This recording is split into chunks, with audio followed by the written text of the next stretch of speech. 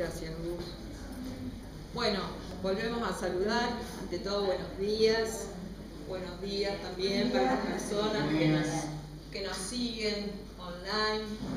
Y bueno, mi pregunta era cómo le habían pasado ayer, más allá del festejo, ¿no?, del Día de la Madre. Yo creo que cada uno ha podido o puede quizás reunirse, o a lo mejor no, debido a las circunstancias de cada familia, ¿no? Hay veces que hay personas que, bueno, se reúnen con amigos, hay otros que no. Yo creo que el Día de la Madre, en realidad el festejo es todos los días, se conmemora todos los días, cómo va un día. Entonces, cada uno a su manera, con los recursos que se tenga, se hace lo que se puede. ¿No creen ustedes esto? A veces que, bueno, circunstancias actuales complejas, ¿no? Adelante. Las circunstancias son difíciles, afectivas muchas veces, que a veces es muy difícil también comprender la complejidad de cada familia. Se han reunido ustedes, han comido asado, Armando, seguí tomando sol. Y hay otros por ahí que también los veo que se van transformando en color tostado. ¿Sí? ¿Cómo le han pasado ayer las chicas? Bien. Cuando ustedes se juntan así en lo que son reuniones, ¿suelen almorzar, cenar, algún café, postrecito o todo completo? ¿Qué hacen? Completo. Todo completo. ¿Es una costumbre o son sentimientos? Bueno, acá estamos preguntando en términos generales, principalmente a lo que es... obvio, bueno, pero por eso anticipaba esto de las particularidades, digamos, de cada familia, ¿no? A veces, ¿querés sentarte por acá adelante? Así ves. Vení, yo te puedo dar en mi silla. ¿Cómo? ¿No se escucha? A ver ahora, un poquito más. Bien, vamos a facilitar. Vení para este lado. Ahí, algún asiento. Este no es pupitre, este es sillón, pero te la presto, no hay ningún inconveniente. ¿Querés? Bueno, si querés, ponételo adelante, trasladalo para adelante. Bien. Estamos conversando un ratito acerca de lo que, justamente cómo ha pasado el Día de la Madre y demás. Me dicen comiendo completo. A veces a lo mejor uno festeja tratando, ¿no?, de salir al aire libre, con las mascotas, con los nietos, con algún amigo, amiga, pareja, no pareja, amigovia, etc. Esas características que tiene justamente. ¿Hace ruido? ¿Ustedes sienten ruido? Bien. Vamos a tratar de trasladar más atrás. Vamos a ver ahora. Bien. Vamos a justamente trasladar el equipo de sonido para atrás. Así que bueno, dicho esto, vamos a comenzar a conversar acerca de la temática, por cierto, bastante compleja, que hoy nos convoca. ¿Cómo te va? Qué linda que estás. Adelante, chica. Qué hermoso color fucsia. Bien. Hoy la salva la imagen porque está para el otro lado, porque si no, vieron que a veces vamos variando, a veces se enfoca a ustedes. Bueno, la idea de lo que es el trastorno límite de personalidad, retomando un poco, si bien hace 15 días que no nos vemos, ¿se han ido a algún paseíto el fin de largo? ¿Por dónde han estado? Cuenten. Deli. Bien, ¿por dónde te fuiste? Buenos Aires. Qué lindo. Bueno, Mucha gente. Para recomendar, uno puede llevar. Más fuerte. Que uno puede llevar su viaje sin ningún problema, o su bebida. Es gratuito y muy interesante. Bien. Muy interesante. Otro circuito. Es un circuito que hice de cocina a. Bien, de la cocina a dónde. A ver, de la cocina al living, del living a la habitación. Bien. ¿Algún otro destino? Porque me habían dicho que algunos se iban a ir. ¿No se fueron? Sí, la Sibela se fue, la compañera se va. Ah, no, estaba saliendo ahora para Buenos Aires. Bien, el fin de largo yo les preguntaba. Bien. La gallega. ¿Cómo? El circuito de la gallega. La gallega. Bien. Bueno, cada uno tiene sus distintas formas también de disfrutar. ¿Cómo va? Adelante, buen día. Bien. Entonces, vamos a tratar de sí, introducir el tema. Hoy, como bastante fresco, vieron que estos días estuvo desde el viernes a la noche, lluvioso, un día invernal, otoñal, sábado, domingo, estos cambios climáticos muchas veces nos juegan una mala pasada en cuanto a lo que son estados gripales, anginas y demás. ¿El día del psicólogo fue también? Fue el día del psicólogo. Sí, el día del psicólogo, así que bueno. Siempre se festeja, se conmemora, se valora esta profesión que realmente yo creo que todas las profesiones tienen un sentido, una particularidad y bueno, cada disciplina tiene una formación específica y obviamente valorables todas, incluso aquellas personas que quizás adelante no sean profesionales, pero sí tengan esa dedicación a lo que es amar la vida, el tema de la familia, los amigos, etc. Bueno, la idea, vamos a ir avanzando en la charla de hoy, si bien nos quedan pocos encuentros. ¿Cómo estamos de sonido atrás? ¿Me escuchan? ¿Mazo? Bien. Decíamos que nos quedan pocos encuentros. Si bien justamente estuve con Javier recién, la verdad que no sé bien cuántos, pero bueno, pocos. Así que tratemos de disfrutar, ¿sí?, estos pocos encuentros que nos quedan. Y espero el año que viene, quizás con otra propuesta, ¿no? O vamos a ir viendo cuáles serían las características, poder seguir acompañándonos, que esto es un acompañamiento mutuo.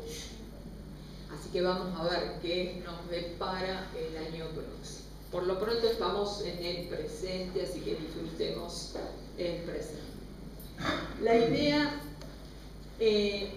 cierta inestabilidad en las relaciones interpersonales, es decir, dentro de los distintos manuales estadísticos de enfermedades mentales, así como el DSM-5, el catálogo internacional también de enfermedades, que es la clasificación, la CIE.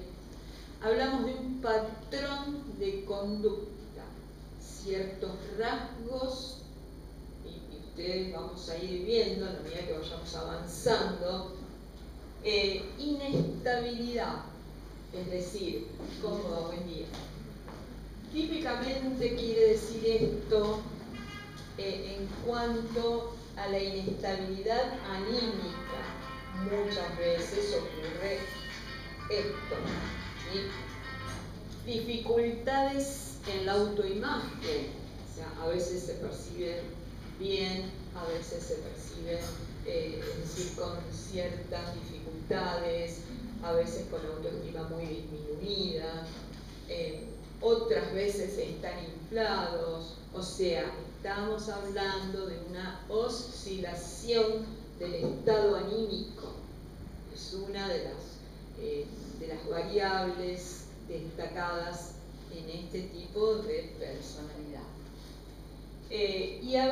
Decimos, ¿no?, que pueden comenzar en las primeras etapas de la edad adulta, diferentes contextos estarían presentes. Cuando yo digo diferentes contextos, nos referimos a situaciones conflictivas, por ejemplo, en la esfera académica, que puede ser en el aula, podemos estar hablando en la esfera laboral, en la esfera dentro de lo que tenga que ver con las relaciones interpersonales.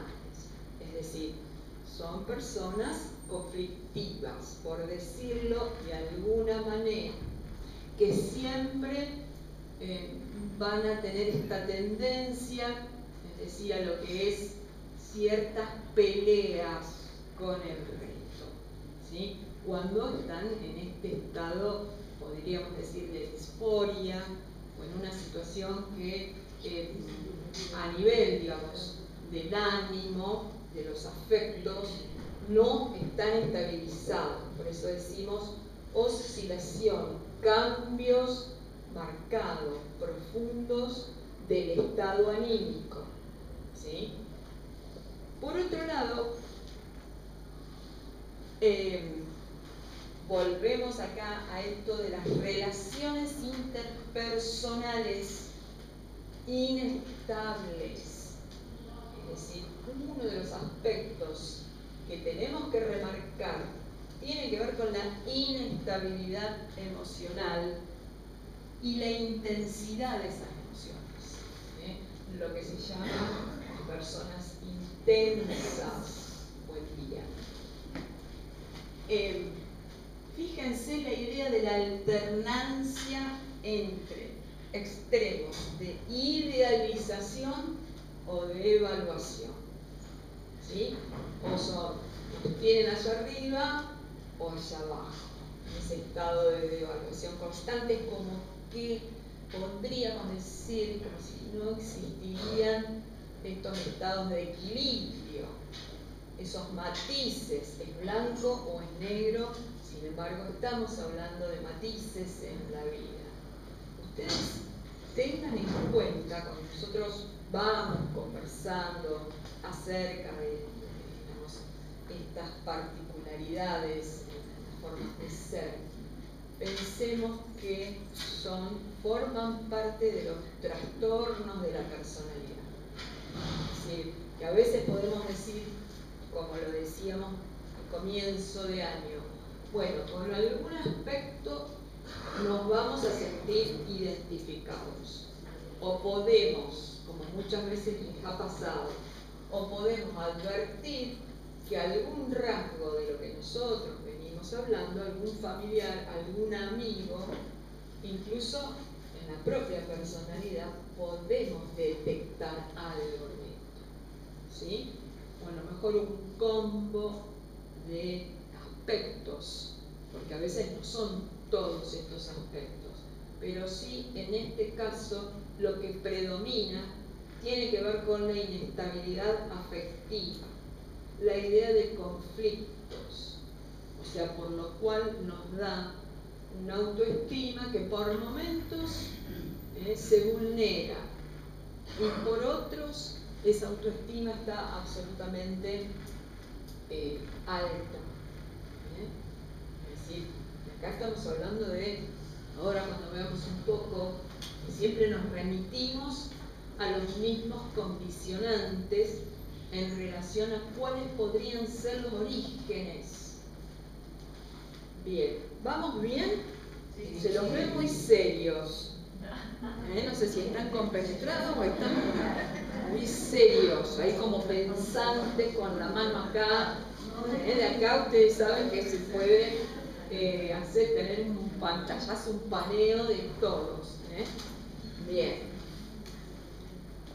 Por otro lado, hablamos, la mayoría de los registros, la idea de impulsividad en dos o más áreas de las siguientes.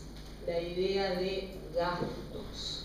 En este caso decimos esa compulsión e impulsividad a la vez por gastar de una manera desmedida, quizás, ¿sí? No teniendo muchas veces el control de las cuentas, por ejemplo, o alguna situación X donde la persona diga, bueno, no sé lo que gasté, y a lo mejor a los 2 o 3 días puede que se arrepiente de lo que gastó y lo que compró. ¿Por qué? Porque toma conciencia de que se le vence la tarjeta, ¿sí? O sea, una serie de características, pero ya hizo el gasto desmedido y muchas veces inapropiado. ¿Sí? Bueno, a lo mejor uno dice, bueno, pero tal vez ¿cómo? Para eso existe la tarjeta. Bueno, estamos hablando dentro del contexto de este trastorno. Hola, chicas. Apuestas o juegos. Estamos hablando la idea de una cierta predisposición a la ludopatía, ¿sí? Recuerden cuando estamos filmando, chicos. El que no quiere escuchar se puede retirar del salón. Por ahí el respeto por la gente que va ingresando para que se ubique, pero bueno, los que quieran conversar afuera del salón. Bien, conducción imprudente. Esto de que muchas veces la conducción de automóviles, de motos o de algún otro modo de trasladarse, es decir, y más cuando estamos hablando, cuando la situación se complica, porque podemos decir que habría también comorbilidades con el consumo problemático. Vieron que siempre aparece esto del consumo problemático en casi todas o todos las vicisitudes que nosotros hemos ido por ahí tratando los lunes, ¿sí? El tema del consumo problemático, si existe algún tipo de alteración en estas o con estas características de impulsividad, la idea de gastos desmedidos, la situación de situaciones conflictivas, imaginemos si se suma el consumo de sustancias, que puede ser desde lo que siempre decimos, cocaína, ¿sí? Marihuana, en todas sus formas, formatos, cantidades y calidades, el alcohol y alguna otra digamos, sustancia, LSD o algunas dentro de lo que son el consumo de las drogas de diseño en la actualidad. Por ejemplo, el éxtasis, ¿sí? O cuando hay mezcla en alguna confitería, boliche, ¿sí? De alguna de estas sustancias en algún trago, fundamentalmente. El combo es explosivo. Bien, dejar de repente un buen trabajo, siempre refiriéndonos en el contexto que nosotros vamos tratando. Es decir, la persona en esta inestabilidad que tiene puede en algún momento renunciar a su trabajo o tener ciertas relaciones tan conflictivas en el trabajo que se pelea con sus compañeros. La idea de son personas pleitistas, peleadoras, que van buscando permanentemente ese comentario como para tirar la bomba, y ahí empieza esto de situaciones que ameritan a lo mejor que la otra persona reaccione o que se angustie, etc. ¿Vos querías agregar Quería algo? preguntar, él con tantas cosas, Sí. ¿tiene el arrepentimiento o no se da cuenta? Sí, por lo general, en la mayoría de los casos puede aparecer la culpa. Puede aparecer la culpa, pero digamos lo que es la explosión emocional ya la hizo y ya angustió al otro y el otro se queda con angustia, ¿sí? Después puede que se arrepiente, a lo mejor se va a caminar un rato, vuelve o quizás al día siguiente, y los grados de angustia muchas veces y culpa son muy significativos en este caso. Es decir, también se conocen como trastornos de la personalidad límite, limítrofes o borderline. Quizás también lo hayan escuchado con esas diferentes terminologías, ¿sí? Pero sí, siempre oscilan entre todos estos síntomas que nosotros estamos mencionando. Sí. ¿Podemos incluir dentro de estos trastornos? Más fuerte. ¿Podemos incluir dentro de esos trastornos comer obsesivamente demasiado? No, o sea, nosotros estamos hablando que dentro, vos decís, dentro de este trastorno puede aparecer esto. Sí, puede aparecer, pero hay veces que hay cuestiones que si no están bien, digamos, realizado el diagnóstico diferencial, ahí va a perturbar la idea del tratamiento para el profesional. Por eso tiene que haber, en principio, una situación de decir, bueno, registro o alguien de la familia o algún amigo me hace notar que tengo una dificultad, porque a veces no lo registran y se ponen realmente nerviosos, ansiosos, más ansiosos porque cursan con ansiedad o pueden cursar con ansiedad. Y más aún ese grado de agresividad a veces hasta verbal, ¿sí?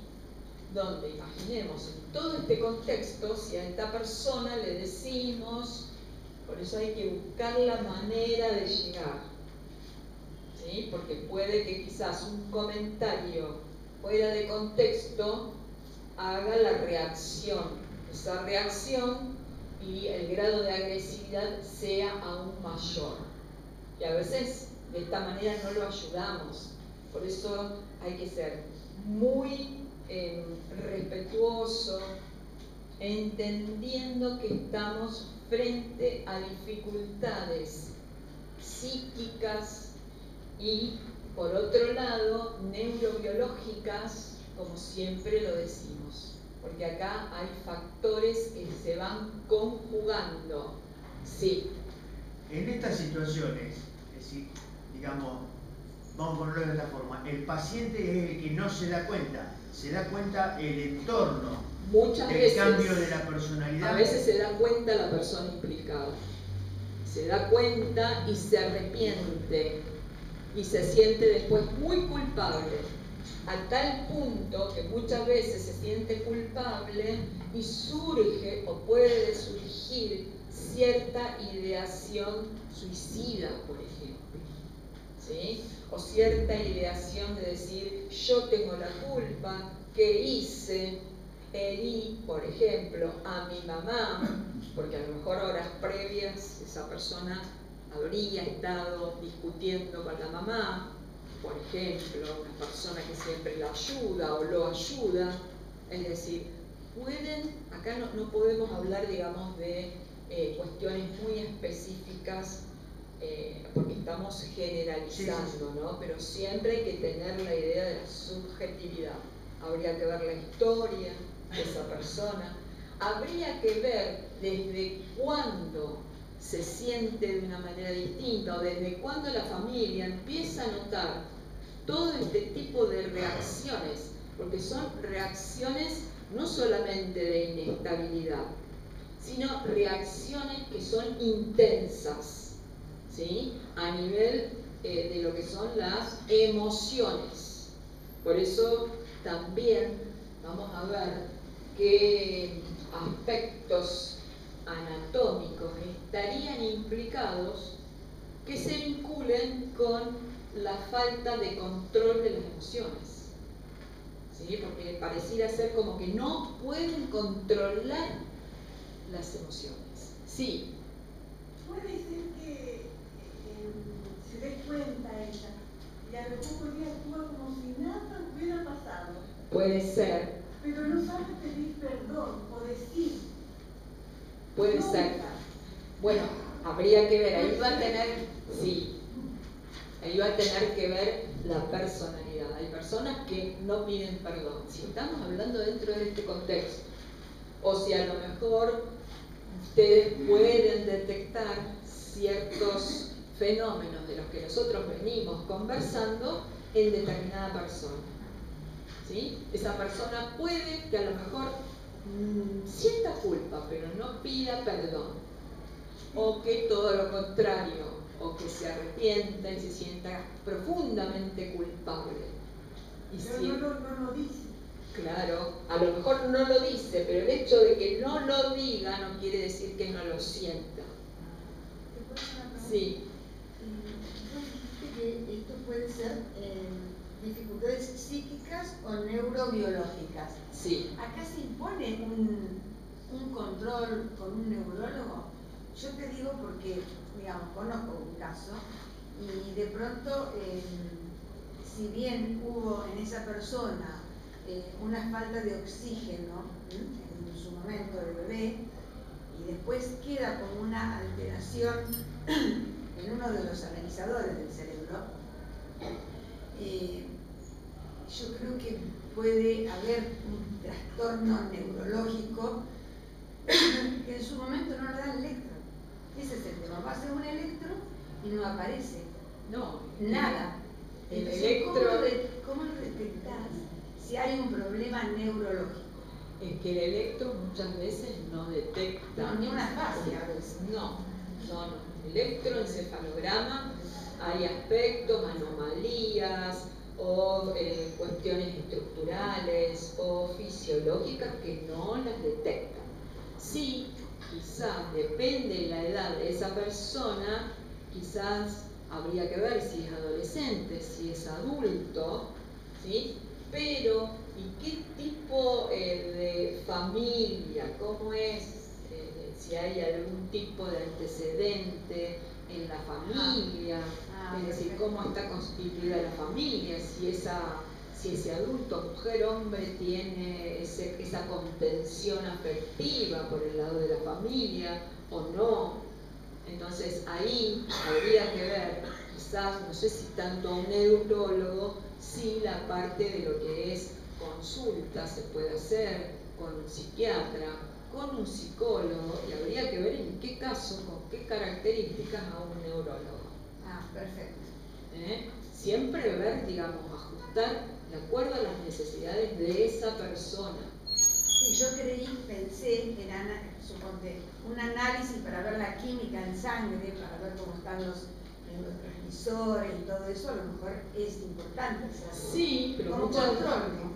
Sí, pero muchas veces la idea de estos análisis en cuanto a lo que sean determinados ciertos neurotransmisores pueden llegar a estar normales. Ajá.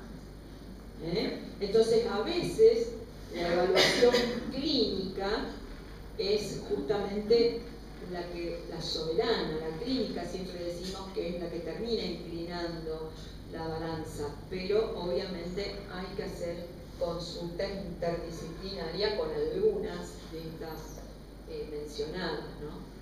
Sí. Gracias. Más fuerte, así te escucha la gente. Puede ser una hija de una persona adulta. Permiso. De la mamá que ya haya tenido al final de su posibilidad de tener hijos, grande la mamá. Leí que a lo mejor hay personas que nacen de esa mamá y también pueden tener ese problema neurológico. Puede ser. Es decir, por eso tenemos que ver las particularidades subjetividad, cuál fue la problemática, porque a lo mejor no hubo alguna injuria en el momento del nacimiento, a lo mejor sí, a lo mejor durante lo que es el desarrollo intrauterino. Habría que ver qué historia de vida tiene la madre, el padre, cómo fue desarrollándose a lo largo de estos 9 meses. Habría que ver si sucesos infantiles, estresantes, traumáticos, fueron los que predominaron. O sea, es muy minucioso y depende de las características. Por eso siempre decimos, no solamente hablamos de subjetividad en cuanto a lo particular, digamos, de la personalidad, sino también la particularidad cerebral, la química cerebral, la neuroanatomía cerebral, la funcionalidad. Si bien todo lo neuroanatómico o lo anatómico en general, si bien tenemos órganos, sistemas, es decir, el funcionamiento va a tener que ver mucho con el ambiente. Exacto, con el medio en que esa persona se fue desarrollando durante tantos años. Bien. Pero cuando los rasgos son bajos, no hay problema. Cuando los rasgos son ¿qué? Límites. ¿Cómo? Cuando los rasgos son bajos, yo creo que no hay problema. Acá estamos hablando de límites. La persona ya llegó al límite. No tiene nada que ver. Cuando hay rasgos bajos. ¿A qué le llamas, Norberto, rasgos bajos? Y cuando tengo gastos bajos, dominables, no hay problema. Cuando tengo, voy a Mendoza y voy al casino, no hay problema. El problema es cuando se hace se llega al límite. Bueno, en este caso, justamente estamos hablando de gastos desmedidos. Estamos hablando, digamos, de conductas impulsivas. Y que justamente cuando la persona no puede gestionar o autogestionar la medición, justamente para decir, bueno, gasto en el ejemplo que dábamos recién. Lo mismo ocurre muchas veces con la sexualidad. Decimos que a veces pueden aparecer en los momentos donde esta persona presenta esta intensidad a nivel emocional, que acá no estamos hablando justamente de las inestabilidades afectivas.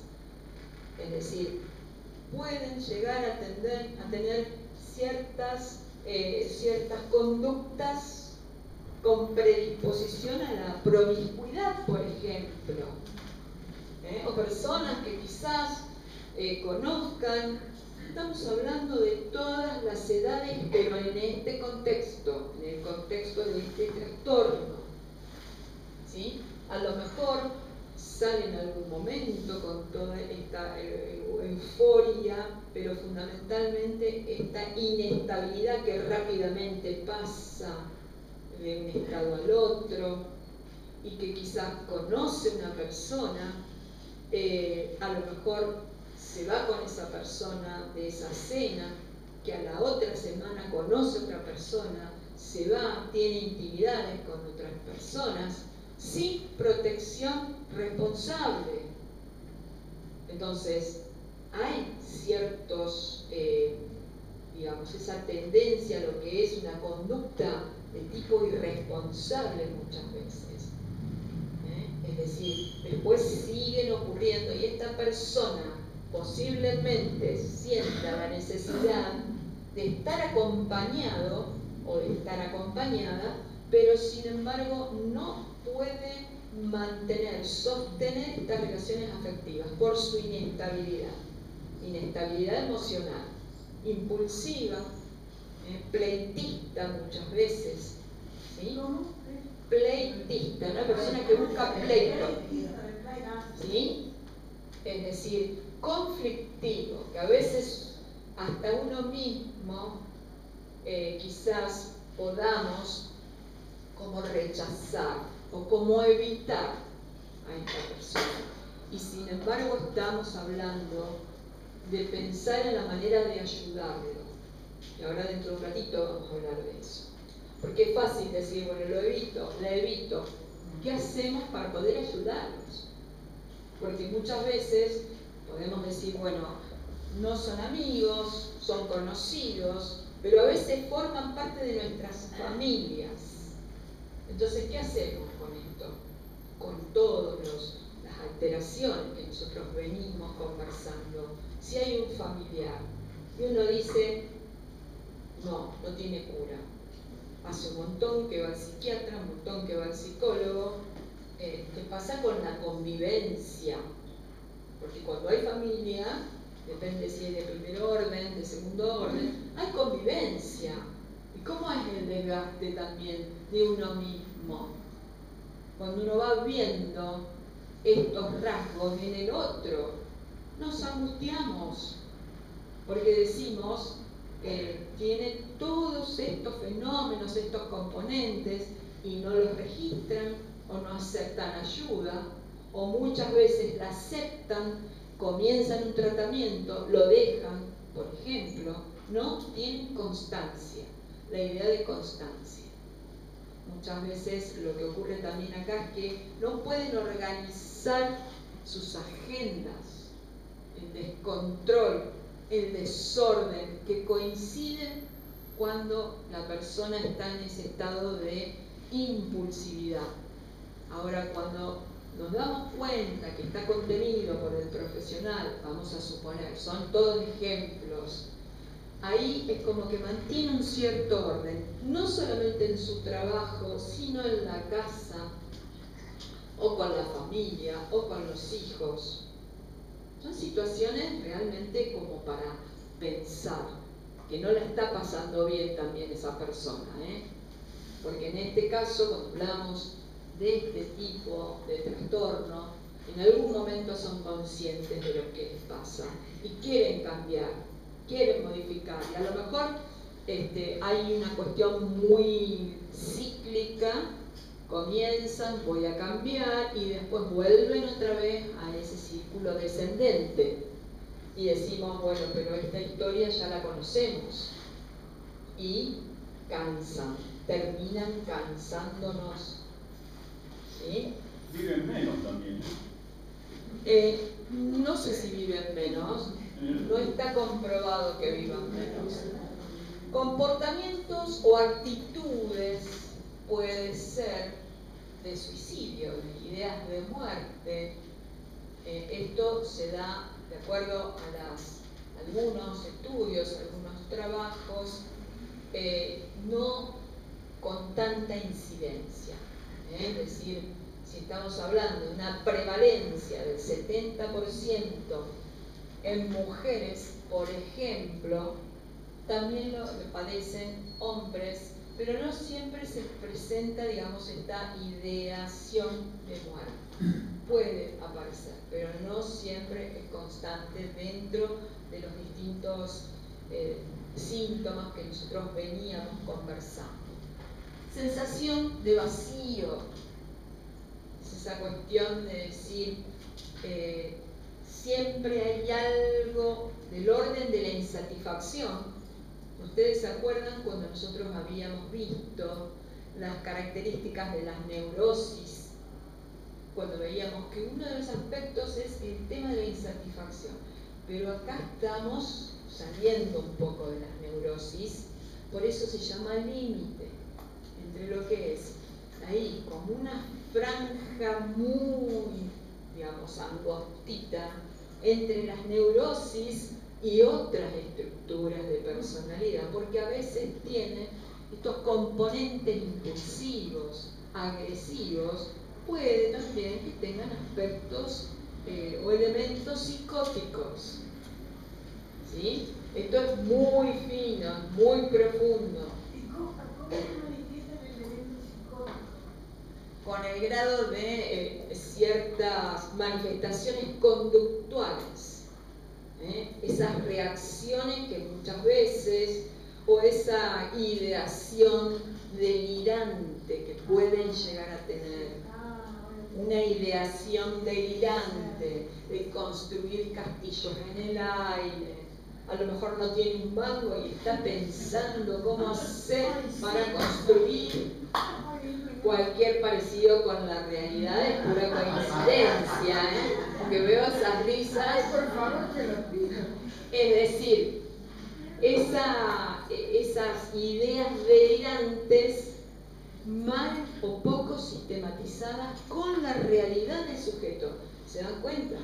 A lo mejor gana lo justo, lo necesario, y está ideando todo el tema de cuando me vaya y cuando esto, voy a comprarme un yate, me voy a hacer las lolas, todo eso piensa, por ejemplo.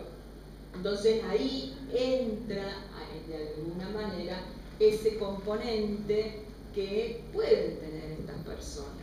No siempre ocurre.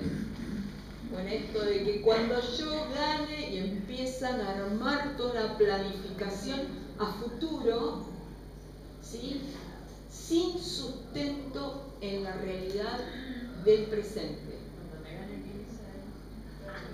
Y construyen, ¿sí? Pero ojo, esto lo podemos tener todos, el tema de los sueños, pero en algún punto hay que bajar a la realidad.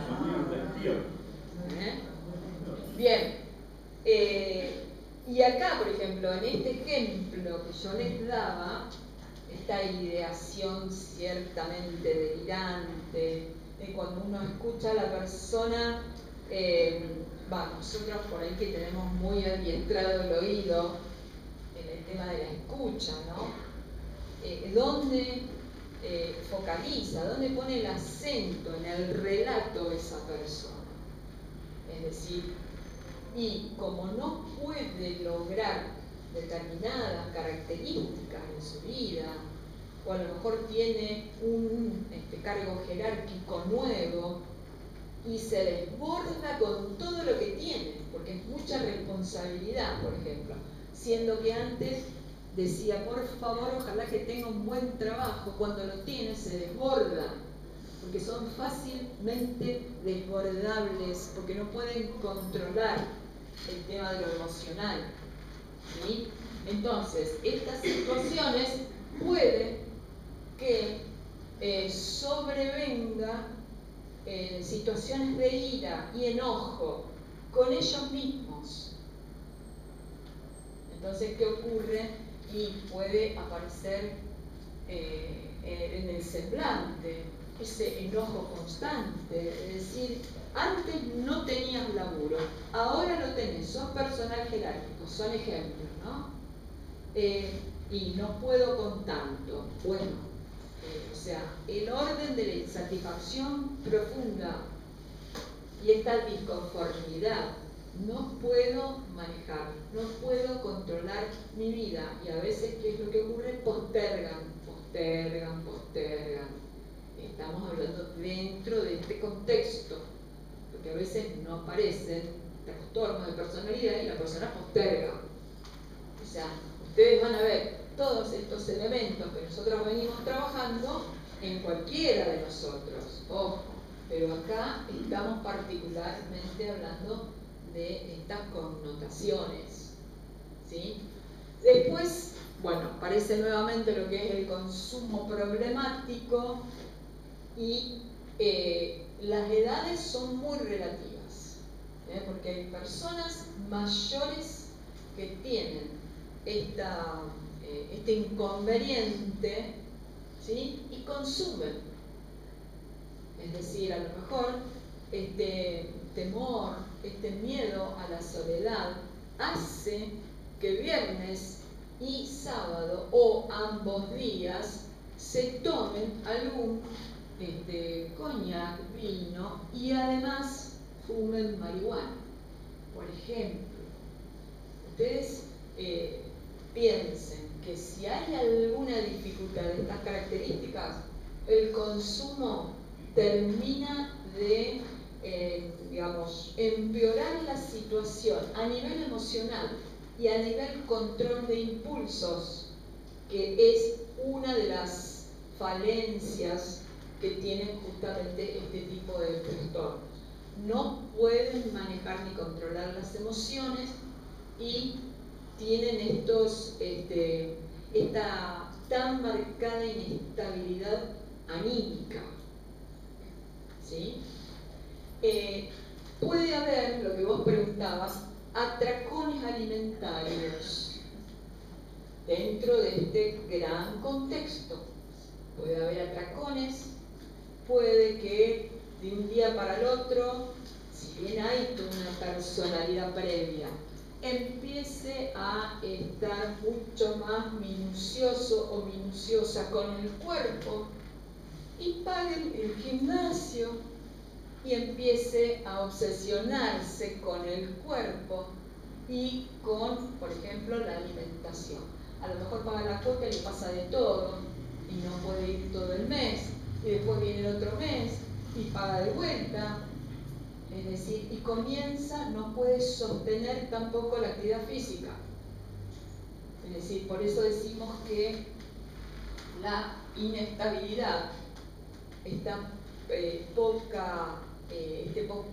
poco sustento, lo manifiesta en otras áreas que siempre son conflictivas. Por lo general, la idea de conflicto, la idea de que bueno, a ver cómo estás, y ahí empiezas ya a contar que a esta persona hace bastante que no la ve porque está peleada. A lo mejor de un día para el otro se amiga, pero siempre hay alguna cuestión que está dando vueltas ahí. El tema de la mentira también aparece acá. Y la manipulación. El tema de la manipulación. Son personas altamente manipuladoras. Bien. Miedo al abandono aparece también en otras alteraciones, veíamos. ¿Y qué ocurre? Quizás entre alguno de las causales, ¿no? Siempre decimos hay que ver las particularidades, pero entre alguna de las causales quizá pudieron haber sido personas abandonadas por alguno de sus progenitores. Por lo general, si es mujer que digamos, padece este tipo de trastornos, por lo general abandono o ausencia paterna. Y si estamos hablando del revés, podemos hablar también ausencia de la madre o quien cumpla la función de padre. Esa persona la persona cuidadora. La idea del abandono, podemos decir personas entre 30 y 40 años, que es cuando posiblemente el auge de los síntomas adquieran, digamos, niveles, si es que todavía no está identificada la problemática. Sí, por eso es tan importante visualizar o poder detectar que esa persona no está bien, o cuando quizás nos hacen notar alguno de nosotros, aceptar ese concepto o esa mirada, porque a lo mejor los otros están viendo otros aspectos que uno no los advierte. ¿Sí?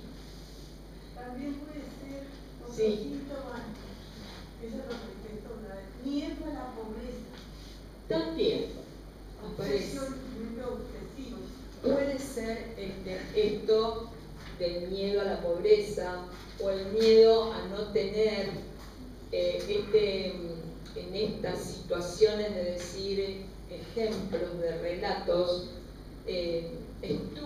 tuve casi o estuve en una condición de indigente, no tenía ni para comer y ustedes no se enteraron. Toda esta cuestión manipulatoria, que en realidad no fue de esa dimensión, pero lo sobredimensiona. Y ahí empiezan con esa idea que muchas veces pareciera ser como una idea delirante de tener poder y tener dinero para poder concretar cuestiones. Después, cuando tiene dinero, despilfarra o no se sabe organizar con los gastos. pero puede pasar que surja esto.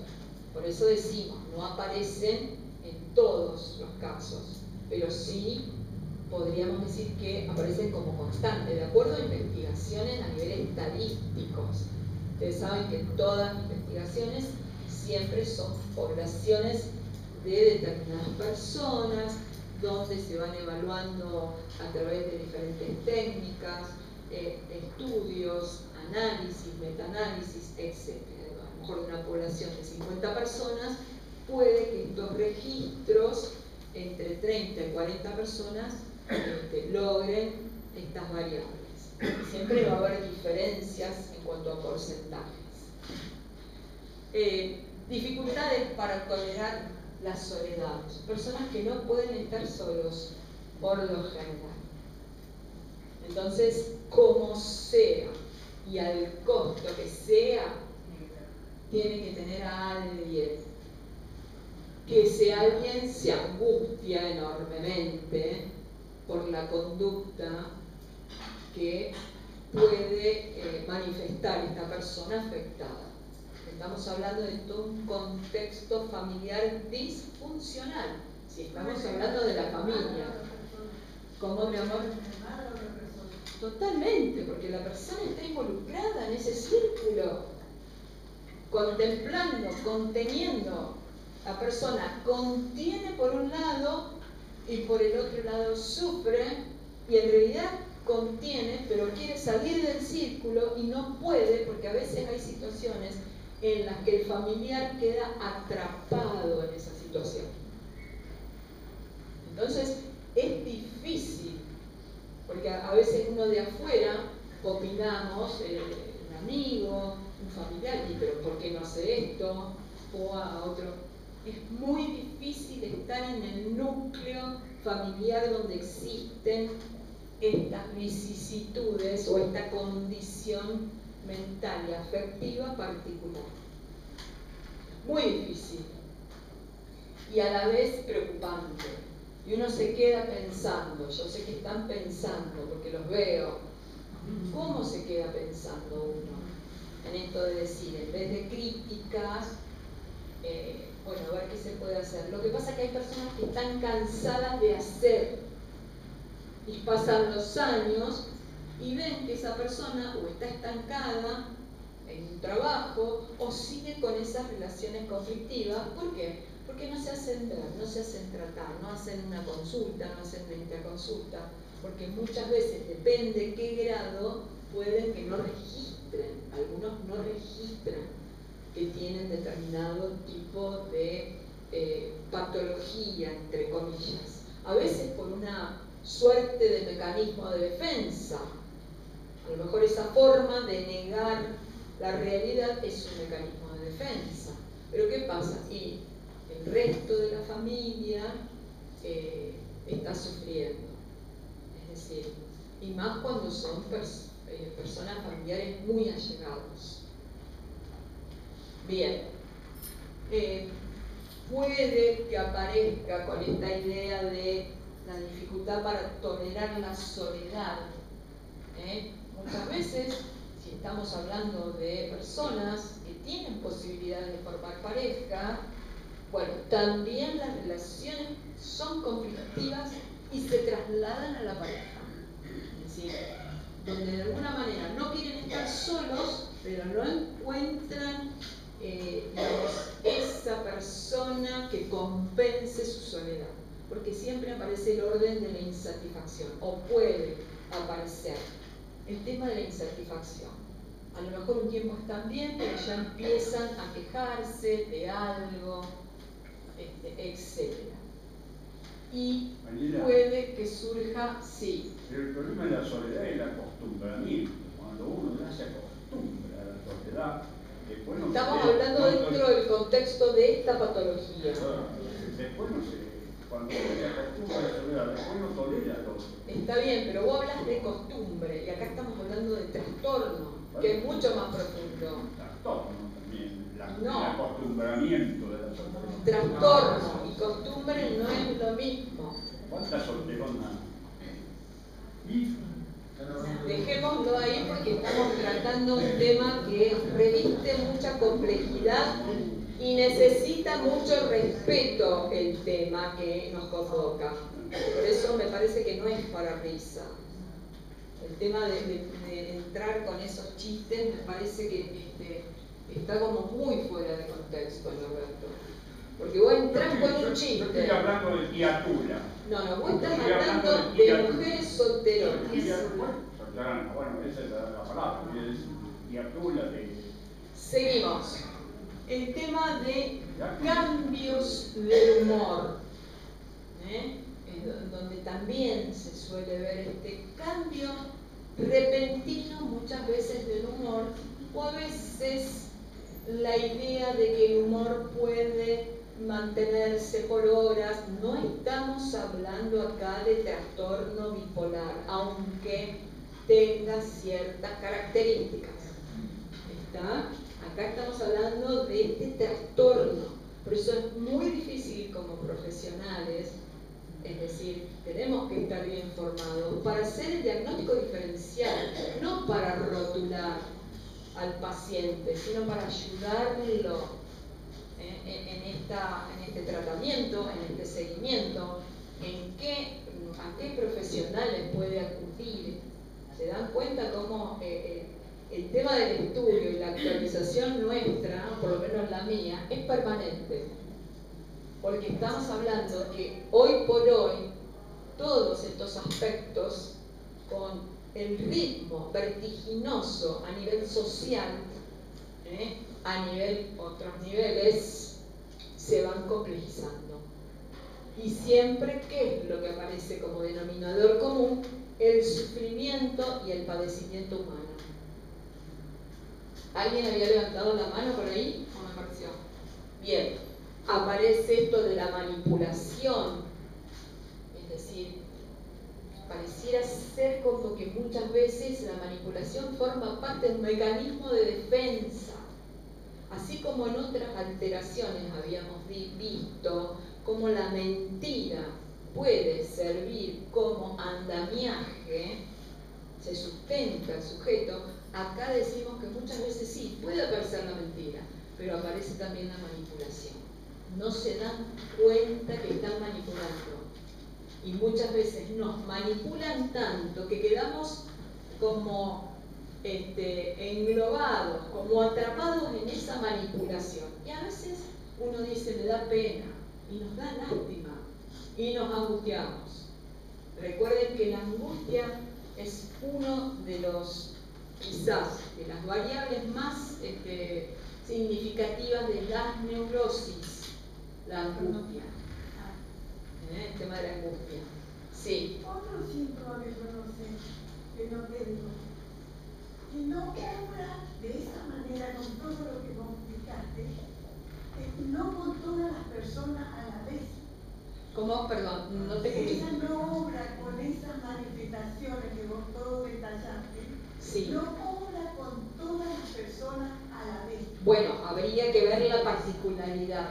Es como que va eligiendo su presa y lo hace de a uno puede ser hasta que la otra persona huye. Después trata muy así sutilmente a otra y la vuelve a... Sí, puede ser. Y más cuando estamos hablando, por eso, aspectos, por ejemplo, ¿no? Como el tema de el dinero, muchas veces forma parte de un punto conflictivo. ¿Por qué? Porque a veces, esto no pasa siempre, pero a veces personas que a lo mejor el otro, que puede ser un amigo, una amiga, un familiar, ven ese estado de esa teatralización, porque tienen esto del histrionismo también.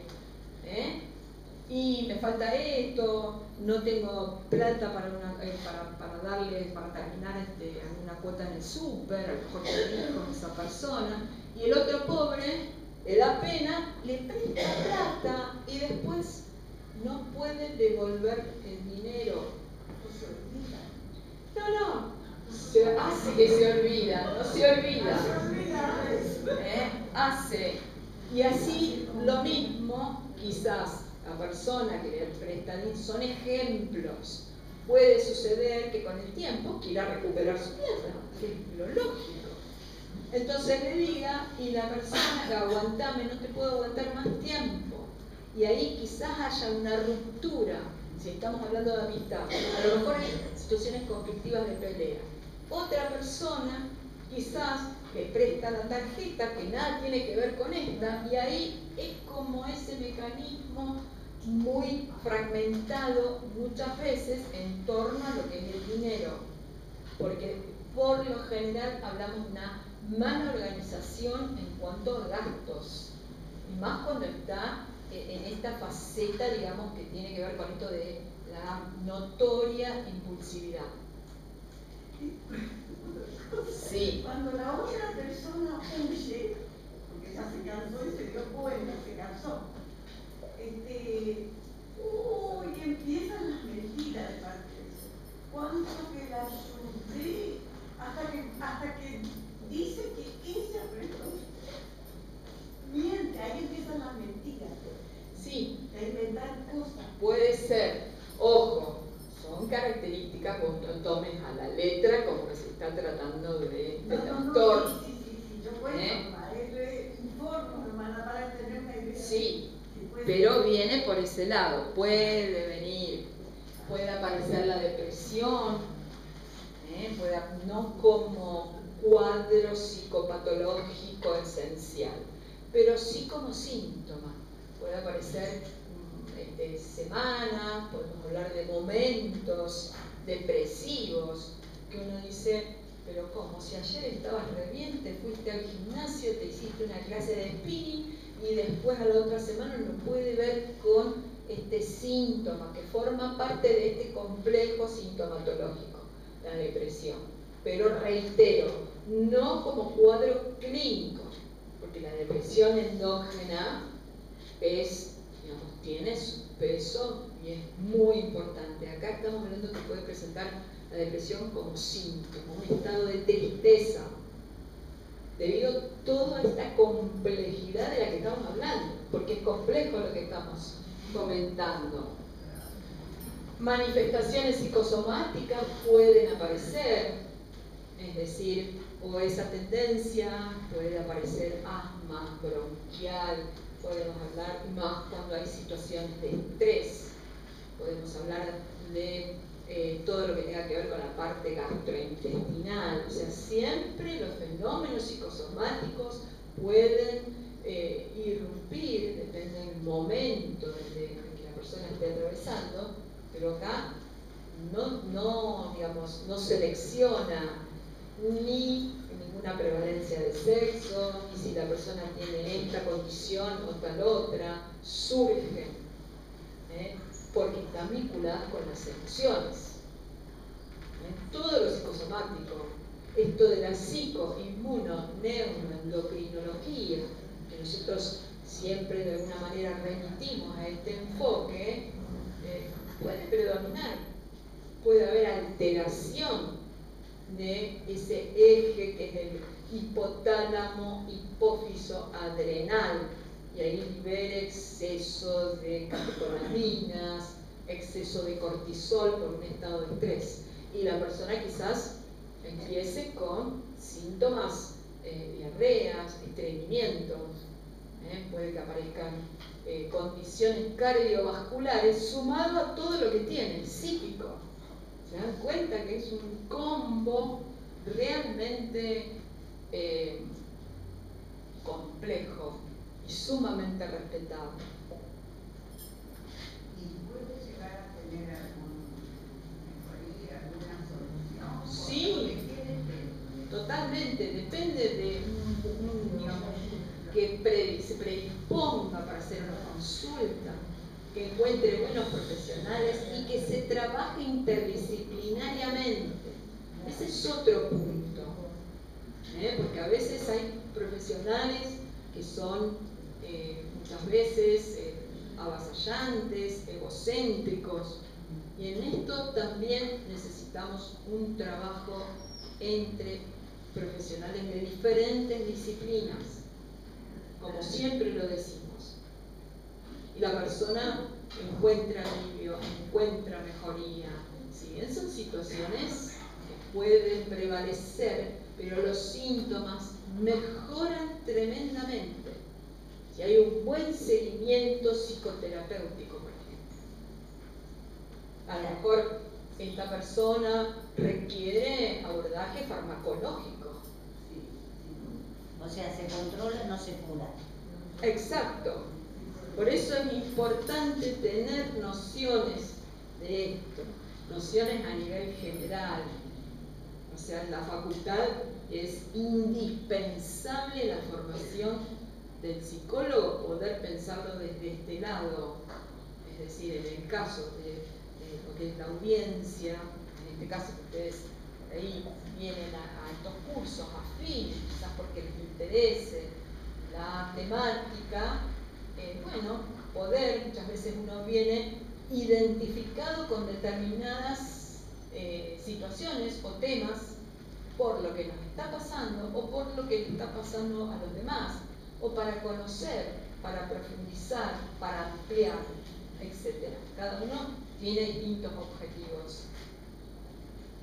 Bien. ¿Cuáles son los posibles orígenes? Como siempre decimos, la idea de las interacciones entre lo que sería genética. ¿Por qué decimos genética? Porque si uno empieza a hacer un análisis, es decir, considerando los antecedentes familiares, podemos encontrar algún tipo de desorden, quizás por la línea materna, quizás por el otro lado, habría que ver, pero siempre la cuestión genética podemos decir que es un componente con peso. Pero a esto obviamente tenemos que darle valor a lo que es el ambiente familiar, el ambiente con que el chico fue creciendo, fundamentalmente, que siempre lo decimos y lo vimos en el primer cuatrimestre, los primeros años infantiles. Esto es, digamos, muy interesante poder tener conocimiento sobre esto, valorar. Y ahí los factores neurobiológicos también aparecen con ciertas estructuras cerebrales que están implicadas, como siempre lo venimos conversando. O sea que hablamos de estos síntomas, están vinculados, fíjense lo que yo les remarco, la falta de regulación emocional, que es un punto que es sumamente destacado. No pueden regular las emociones cuando no tienen aún un tratamiento, por ejemplo. El tema de la impulsividad, la agresividad. Ustedes no piensen tanto en agresividad en tanto agresión física, sí en agresión verbal, ¿sí? Porque esa persona está en este momento con una intensidad tremenda y pueden herirnos. Y sí que no puede ser una charla, ¿sí? Una discusión y sigue, y con un grado de impulsividad tremendo que a veces nos dejan, para involucrarme también en todo esto, a veces muy angustiados, con dolores de cuerpo, con dolores musculares, cuando uno tiene una discusión con personas con esta personalidad, por ejemplo. Es tan abrumador, digamos, su problemática, su conflicto, que quizás van de un médico en otro, que no le dan en la tecla el ajuste con la medicación, porque a veces ocurre esto. Pasa el tiempo y aún no hay posibles equilibrios con cierta medicación, que puede ser antidepresivos, alguna benzodiazepina, que tenga acciones farmacológicas y actúen sobre la ansiedad, porque estamos hablando que hay un exceso de ansiedad. Entonces pasa el tiempo y van regulando hasta que encuentran por ahí un estado y donde la persona ahí se empieza a estabilizar y empieza a arrancar, pero pasa tiempo muchas veces.